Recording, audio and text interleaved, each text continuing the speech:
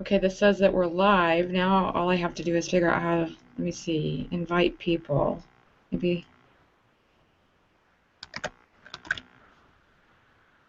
Again, I may not have done it exactly right, so.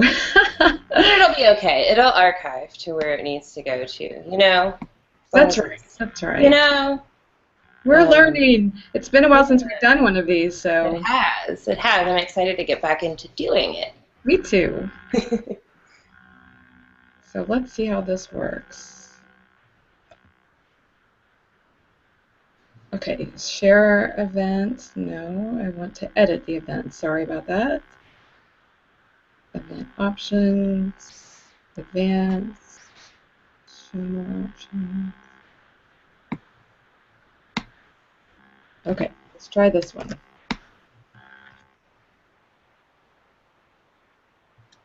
Now what I'd like to see is that video box show up here. Which one? In the Zested Life, there should be a video box that comes.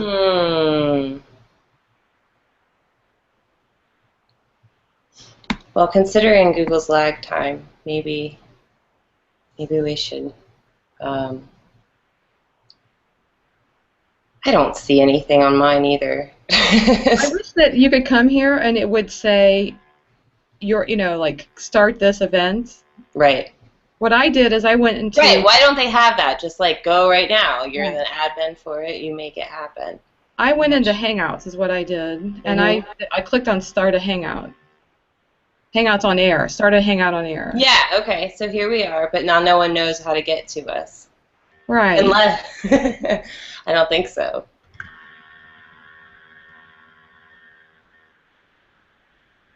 Let's hold on. What if we just go? Why did it tell me that you added the Hangout toolbox? I just added the Hangout control thing. It just told me that. That's interesting. Okay. All right. So what if we just go to public here and invite people? Did you do that? No. Try that. Are you talking about the yeah, I tried. Little head. Yeah. It won't even do anything for me. Nothing. Okay, do you want to try this one more time? I can. Sure. Here's what I'm wondering what would I could have done differently? I could have. So here's what I did. I went to Hangouts and I clicked on Hangout on Air. Okay. Where is that? That's on Hangout. If you go on your drop-down menu on the left, but it started an entire. See, like where I can see us on there, we're completely live there. Right. But what I don't see is how we do that on our event. I don't know if there is a way. I've never seen it. Like, that's what I don't understand, is the event not connected to it, or do you have to somehow? That might be a good thing to ask the Google people. Have you ever talked to any of them? Oh, here it is. Sorry. Oh, good. I see it now. YouTube page. If you click on links in the bottom right. Maybe you don't see that. Oh, but I can't click on it. Okay, got it. Now let's see if this works. Well.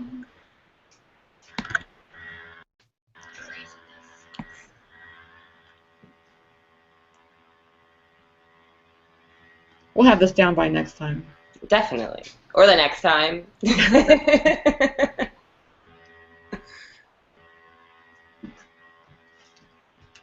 Come on, you can do it. Okay, I think this is going to work. I really do. Okay. I have so much more compassion for people who have gone through this.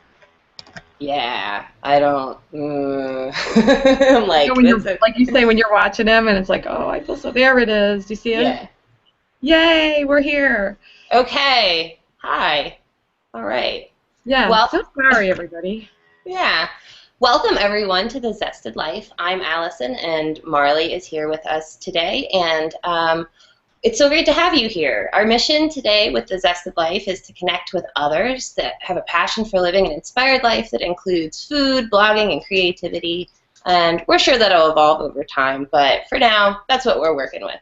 If you like brainy, zany, zesty kinds of things, you're going to love hanging out with us. Speaking of us, maybe we should give a little intro to who we are. I said I'm Allyson and I'm with Marley, but let's kick it off with a little bit of an introduction. Excellent. Allyson, thanks so much for a great introduction. Hi, I'm Marley, and let's start with a few questions for Allyson. Allyson and I, we go a long way back. We've known each other for, since 2009? Yeah. The very first thing that we did together ended up on the Huffington Post, the front page. That was fun. Our sandwich series, Veganized. Yeah. That was a lot of fun. That really was. Allyson, I wonder if everybody knows as much about you as I do, and so I'd like just tell me a little bit about yourself. Okay. Yeah, the Huffington Post thing was so much fun. It was a really good introduction to kind of finding the vegan community, the blogging community, and seeing where it would take us. That was back in 2009, which is crazy to think about because I was just like my beginning blogging days. These days I write cookbooks, which is awesome. That's actually why I started blogging, to eventually hope to write cookbooks, and I've written 3 so far. My main focus is gluten-free and plant-based recipes. I started off as a vegan blogger, and then like a month later I got diagnosed with celiac disease, so kind of put a wrinkle in my plans. And I like to focus on comfort foods and kind of cuisine that people wouldn't think that they could have anymore if they were vegan or gluten-free, and I like to make those recipes accessible to others. And that's what I do. I'm so glad you say that, Allyson, because I love comfort food too. I really do. It's fantastic. It's really like the whole crux of food for me is like, I mean, I'm a comfort eater sometimes, but it's not like the whole existence. I love to eat, and I love the social aspects of eating, and to me that's really like, comforting and family-like. I see, but you're not like heading to the kitchen when you need some comfort. Yeah, I do that too. Sometimes I think I got this inner 7-year-old that lives inside of me that's just like, I want something creamy. Definitely. Mine's usually I need something chocolatey or salty, like immediately. Yes. Or zesty. Zesty. That reminds me, when we were talking about names for the show, you really liked the Zested Life, and I'm just curious, what was it about the name, the Zested Life, that really, turned your crank? Yeah, well, zest speaks to me. I love zest, like citrus zest in all my food. Some of my favorite dishes and recipes that I've created have included zest, and it adds like a bright, colorful note that keeps you going back to more. And you always want to have that, like, I can't, a lot of times I just add lemon zest to things, and I'm like, it's just like, yes, that takes it above and beyond. And then in life, like, I think zest it's really integral to my life. Because if I don't have a zest or a zeal or a passion, enthusiasm for something, chances are I'm not going to really go after it very much. So it kind of drives my entire existence. Like if I don't have something to look forward to that day, I don't want to get up in the morning. So I try to keep my life occupied in that. And I think it's a really good kind of way to stay positive and always have something to look forward to, whether it's on your dinner plate or in your life. I love that. Okay, so tell me, just between you and me, what's the zestiest thing that you've ever done? The zestiest thing I've ever done? Probably quitting my job to become a cookbook author. Oh man, because it's still happening. The repercussions of the after effects of that, it's still ongoing, and I really don't know where it's going to lead, but it's the excitement that takes me there. Yeah. Okay, so what's your favorite zesty drink? So I'm kind of like a seltzer addict right now. I love bubble water. I started really having a passion for it back when the only time I ever visited Italy. I loved it, and there was frizzante everywhere. So I like that with a squeeze of lime or lemon. That's like my favorite drink ever. I've been drinking a lot of that lately. It keeps you nice and hydrated, and it's bubbly. I love it. And his favorite zesty food? Okay, so I'm going to go back with the lemon on that one. I like lemon desserts pretty much are like my favorite thing in the whole world. I didn't realize how much I loved lemon until I started becoming a food blogger and a recipe developer, and I'm like, oh my gosh, I put lemon in everything, and some of my favorites are like just lemon bars. I love them. I just recently created a limoncello semi-Fredo that's beyond good. It's an adult-only dessert, but it's really delicious. And you'll be able to find that in my latest cookbook that comes out in this fall. But it was a big hit with my husband, so to speak. He ate the whole batch. That's a great sign if your husband likes it. It's boozy, so be careful, but it's good. Those are the best kinds of desserts, ones you have to be careful with. Yeah. Yeah. I love it. And it's not as if we're only going to be talking about zest here, but it seemed like a great way to start the show. Absolutely. And, you know, I think it's a good way to introduce kind of like what's behind the show for both of us. Like you said, we met back in 2009, and I think we instantaneously hit it off. There was just something, your passion, your drive, and kind of just like, you know, you get in touch with me one day and say, hey, I think I can do this, and the next thing I know, it's on the Huffington Post, and then that happened again. And, you know, it's like, wow, this is pretty cool how you can just make things happen if you have the drive to do it. So, in introducing Marley, many of the people watching may know you as namely Marley, and I think that that's a really interesting kind of story behind that. Could you tell the watchers and listeners today how you came about that, and maybe talk a little bit about your interview series with, you know, names and all that? Yeah, I have a passion for names, and some of that's because I actually changed my own name, and that's maybe not something that everybody knows about me, but that's really cool, by the way. my family thinks I'm kind of kooky, but I guess it's better to be a little kooky than, maybe it's zesty, that's what it is. Zesty, that's the theme, you know, we're working with. That's right, I'm zesty, and so, yeah, my mom gave me a different name, and everybody called me by something else, and so I ended up actually legally changing it, and it's, I think, one of the best things I've ever done. It really felt like I was kind of going through a dark period in my life too. I was divorced, and I think I needed a new start in my life, and so all of that came together, and so I just, people were calling me Marley all the time anyway, so it was a nickname of my birth name, and so I just changed it legally, and now everybody calls me Marley, and I love it. That's so cool. Empowering. And so then I started the blog. I actually had, I was writing a book on how to change your name to change your life, kind of thing. And that's fascinating. Yeah, I think it was. Yeah, because I have met so many people who changed their names. You have no idea. Their first name, their last name. There's lots of people who've changed their names. My husband changed his last name. Really? When we were in college together, and I remember thinking, who is this guy? I'm like, oh, that's him. It was so strange, but yeah, just, you know, and he has his reasons for it.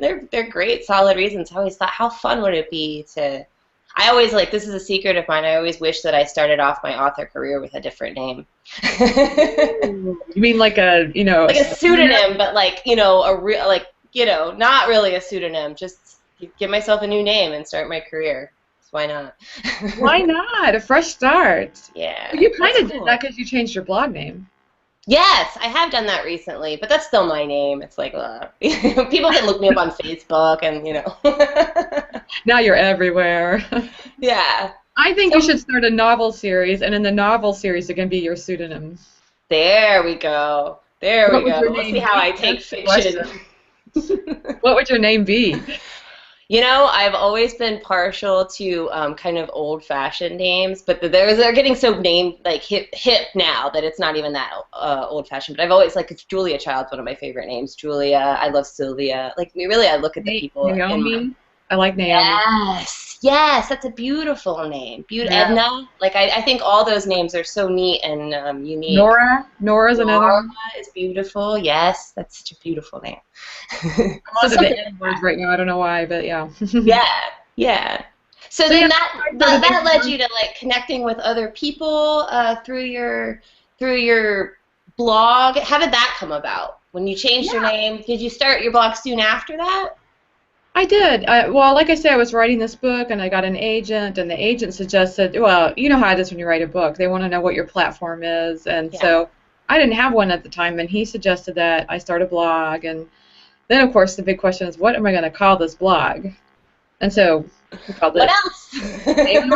I think, you know, it's maybe an homage to Chelsea Lately. Yeah, that's funny. Yeah, so Namely Marley just kind of fit, and what I have really loved about my blog name is that it is generic enough that it fits a lot of things, you know, like, I know some people will create a blog name and it just puts them in this little niche, and I'm kind of open to different things. It sure does. I have personal experience with that. I started my blog name at first was Manifest Vegan, and once I had celiac disease, I didn't think I was getting any traffic, so it didn't matter. I didn't change my name. And then 2 years later, everyone's like, "Why is your website named vegan if it has gluten free? It's so confusing." I'm like, "Oh no." So You saw that, you just changed it.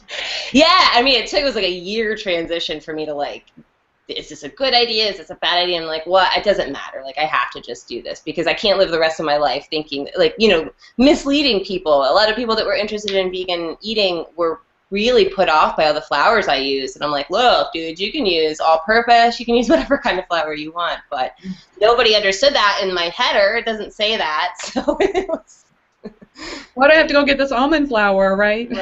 Right. And almond flour is delicious. You should always go get some almond flour. Go with almond flour? Is that your tip? Yeah.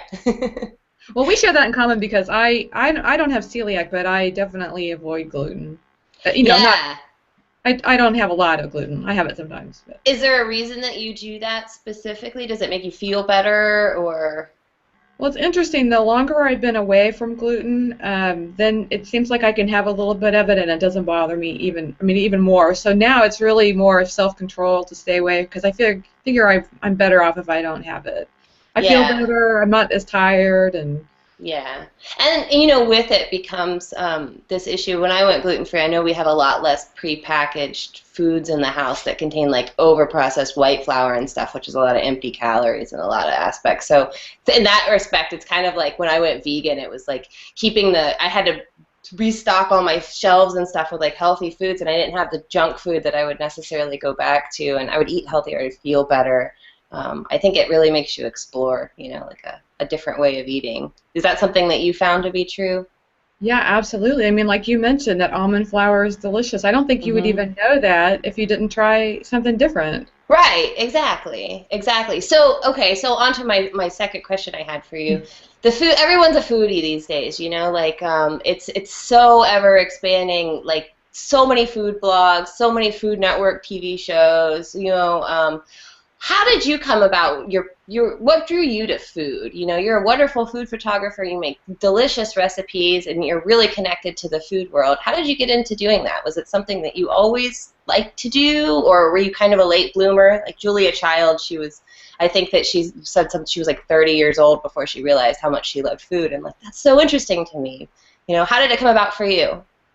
Well, I think that's an interesting question. I feel the same way. Like, it has taken me a while. Here's the way I would say it. I think it's been a passion of mine for a long time. I can go back to my early childhood days, not early childhood, but like early teens. Yeah. And you would find me in the kitchen, and I would just make things up. That's so cool. And I'd love to cook, and I love to, just like I said, I remember making this banana pudding that I poured over, roasted apples of all things. And my mom just thought it was incredible, and we didn't have moms are supposed to think things are incredible. I guess so. My parents didn't like my early teen vegan cooking. They were like, what are you doing? Yeah. I thought it tasted great. That's really cool. We would have been good friends. Yeah, we would have, yeah. But I ended up, like nobody in my family, I grew up in a really small town. We were pretty poor. And so I just wasn't exposed to that concept that you could be a cook. Or you could go to cooking school. Yeah. So what I did is I went to school and I got my business degree. And then I just to show that I had the chops, I guess, I went and got a master's degree in business. That's so cool. Yeah, I understand about that. Yeah. and then I just, started, I think today's world, we are in front of a computer and sitting so much. Yeah. And not experiencing things for ourselves. And so for me, actually being in the kitchen feels real. Yeah. Oh, I know how you feel. When I get in there, like sometimes I can't get into the kitchen for like a week sometimes. It depends on what I'm working on. And when I finally get back, it's like, this is where I belong. This is what I love about my job right here. Right. I understand. Yes, you're touching things, you're measuring, you're being creative, you're moving around. I can even break a sweat in the kitchen.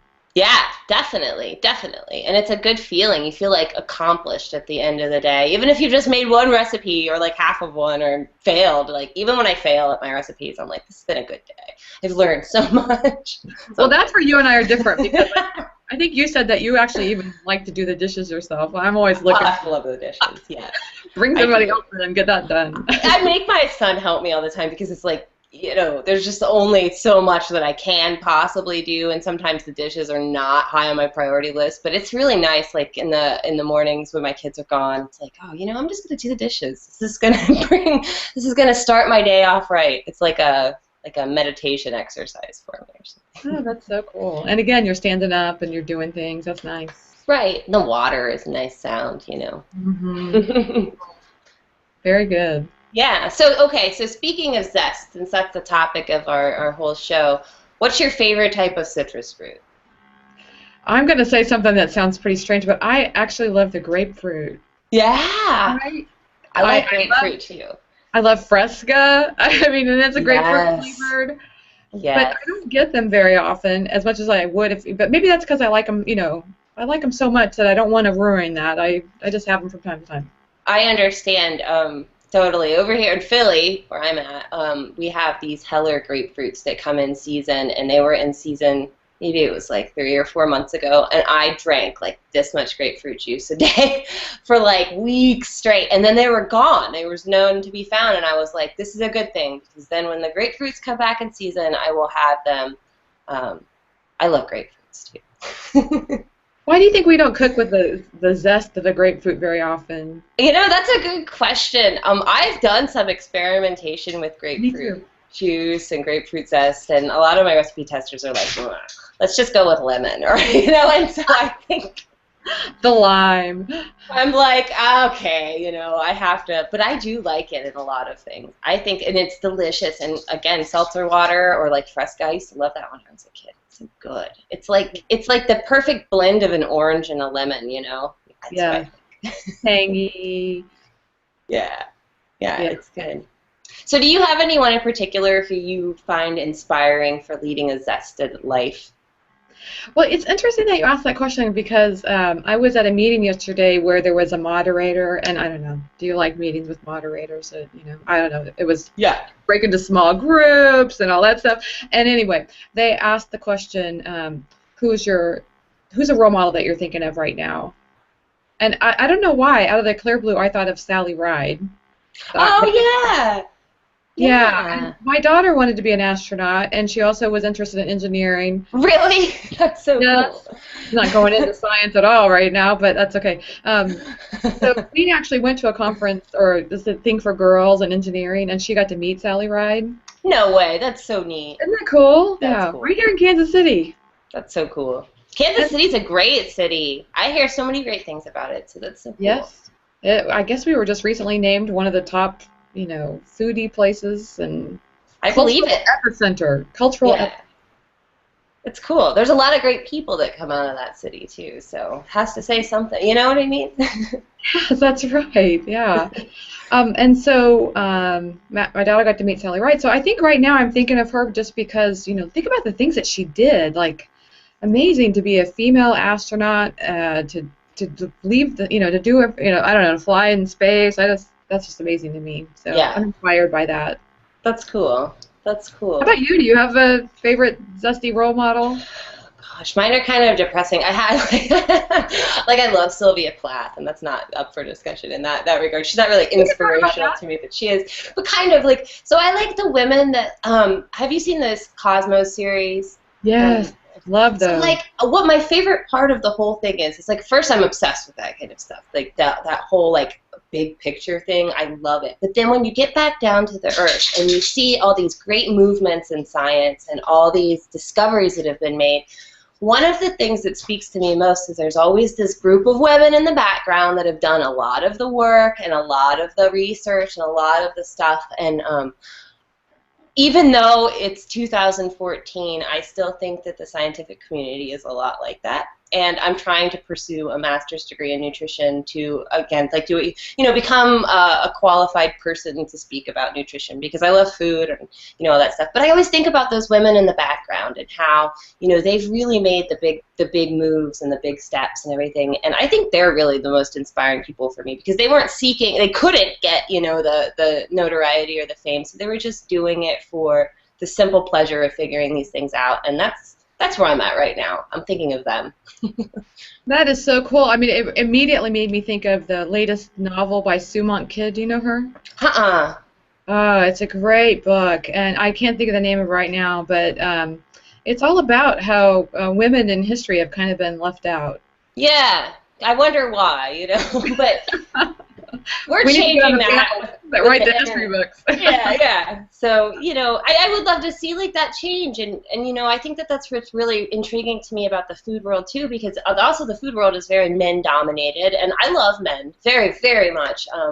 Wonderful fathers and brothers and nephews and all kinds of men in my life that I couldn't live without men. But it's interesting how women have been placed in those roles in the context of science or even cooking, and now I think that the internet has really exploded women onto the scene in a different way. We've always overlooked, men have been chefs in the kitchen, but women have been in the home kitchens a lot, and I think that is really interesting concept to kind of explore, and I hope that it takes humankind one step further and, seeing who the important people are in this world that make the moves, and that we're both sexes, but I love that. That's great. That's neat. I'll have to check that book out, definitely. Yeah, I'll put the name and the link to it in the comment section so everybody can see it. Yeah, that'd be awesome. So, Allyson, I wanted to share with you I was doing some research today on our show, and I was thinking about some good quotes. I don't know what is the deal with me. I love those kind of I love quotes, too. Sometimes they make me cry. I'll read it and I'll be like... It's so bad if I make you cry. No, it's okay. It's okay. But, sometimes when they touch you, and it's just a few words. It's like a nice tweet or something. When a few words can say so much. I love quotes, too. It's true. Okay, so I'm going to read you a couple of these quotes that I found that are about zest and see what you think about them. Okay. Zest is the secret of all beauty. There is no beauty that is attractive without zest. Yeah. Isn't that cool? Yeah, that's good. That's good. I would have shared these with you on screen, but I couldn't get that figured out in time. So we'll do that we should have quotes all the time. I like this. I like that. We'll do that. Okay. And then we could share them. Yeah. The next one is, you have zest and enthusiasm. You attract zest and enthusiasm. Life does give back in kind. And that's by Norman Vincent Peale, who was, yeah, Mr. Personality. I totally agree with that, 100%.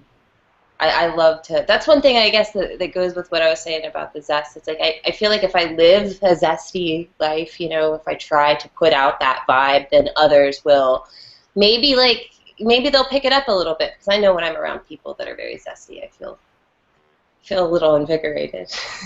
you draw from that energy, don't you? Right, and then the opposite is true. So. Oh, that's true. When someone's unzesty. Yeah. When someone's so bland that. I call them. It's like they're a black hole. They're sucking the energy out of you. Yes, there's a lot of those people out there, but sometimes all they need is a little zest in their lives too to pull them out of that. So. Yeah, and sometimes I have to say that I think I have zest to share. You and me both. Yeah.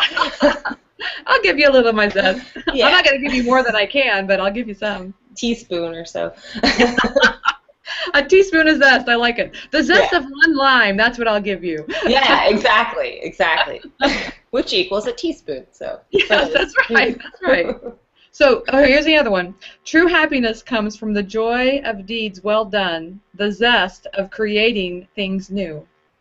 Yeah, that's feels true. Like zest is about creating. It is, and the newness of zest. That's you only have zest for a split second. Once you get it off of the citrus fruit and it goes into the dish, it's not you can keep it for a little while, but like the best part is like right off of it, So that's neat. The newness, the creating things new. I like. That's a good point too. And the stuff that you buy in the store that's zest is not so good. Do they sell that? Yeah, you can buy orange zest in a container. I have to buy some because that's just so weird to me. But No, you okay, probably I'm wouldn't. picturing like I have a little fish, and I'm picturing it might be something like equivalent to what I feed him. Maybe. Well, it's so interesting because, I think if, like, you asked me about my, my food journey, I grew up my whole life eating green beans out of a can, and I loved them. I love green beans out of the can. I had a similar Appalachian food upbringing, and my mom worked a lot, so I was forced to eat a lot of food that my dad would buy from the grocery store, and he wasn't a huge. But that's green beans out of the can. You just drain them and eat them cold. I used to do that. Oh, yeah, that's good. But my mom would boil them like no tomorrow.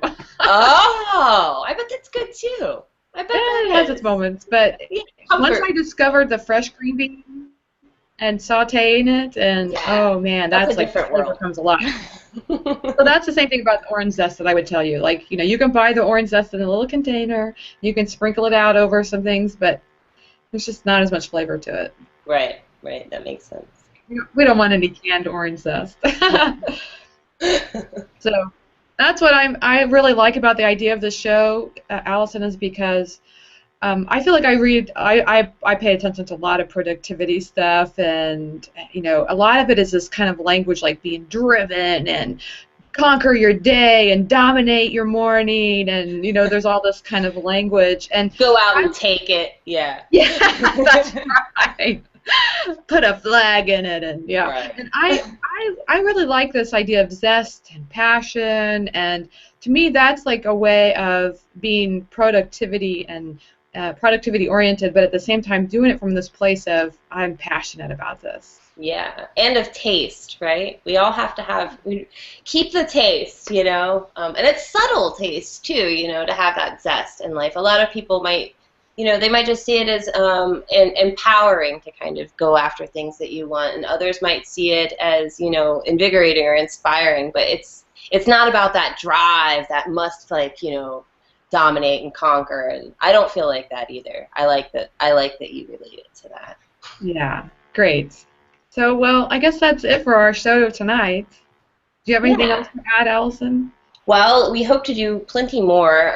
We're going to start inviting guests onto the show, which I think will be really fun, and learn about, what makes their life rock and what makes them interested and where their zest comes from. There's a lot of people that in the food world that are really inspiring to me, and I hope to connect with them. And I know, Marley, you feel the same way, so I'm excited to see what comes of this. Yeah, so if you'd like to, please go to for now, the Namely Marley YouTube channel, and we're going to get it set up for a Zested Life YouTube channel, and give us a thumbs up. And you can learn more about Allyson at AllysonKramer.com. That's Allyson Kramer. And we can put that in the link as well. Yeah, definitely. Underneath the video here. Yeah. You can learn more about Namely Marley, which is Marley without an E. I like to say, I'm not Bob, there's no E in my Marley. So right. R-L-Y. Namely Marley. You're Marley, not Bob. That's right. Yeah, great. So until next time, we'll leave the links in the comments below, as Marley said, and we will see you on the Zested Life. Thank you.